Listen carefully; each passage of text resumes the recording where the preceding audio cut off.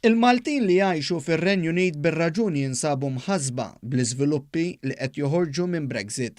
Fil-kapitali Londra, Maltin li tkellmu ma' dan l-istazzjon spjegawna x-xogħol li jagħmlu.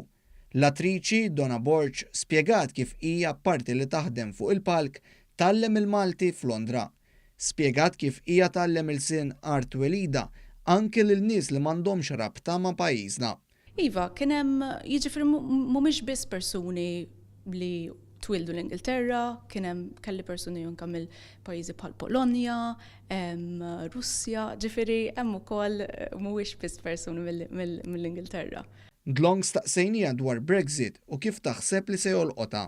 Mhux għax ma tinkwitax, però tajjeb li l-persuni naħseb li jgħixu hawnhekk bħalissa jżommurhom informati, jaraw ukoll fil-każ tagħhom x'japplika jekk japplikax settled status, jekk jixtiequ jkomplu jgħixu hawnhekk, jew il-pre-settled status jekk ilhom jgħixu inqas minn 5 snin u jimxu minn hemmhekk. Min-naħa l-oħra l-kirurgu Dr. Cynthia Borch li ilha snin tagħmel xogħol siwi fil-qasam tas-saħħa fl-Ingilterra spjegat kif Brexit iħassibha ferm.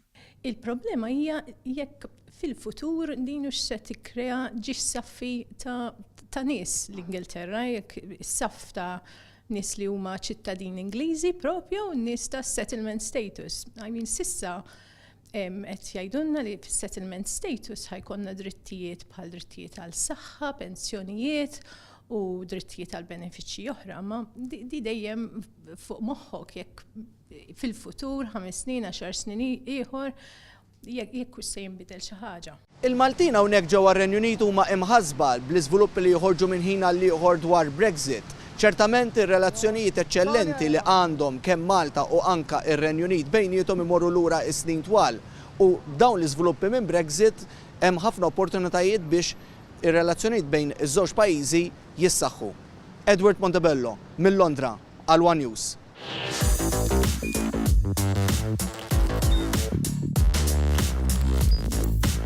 Idħol fuq one.com.mt u hemmhekk tista' tara l-programmi kollha li jxandru fuq One permezz ta' One Play.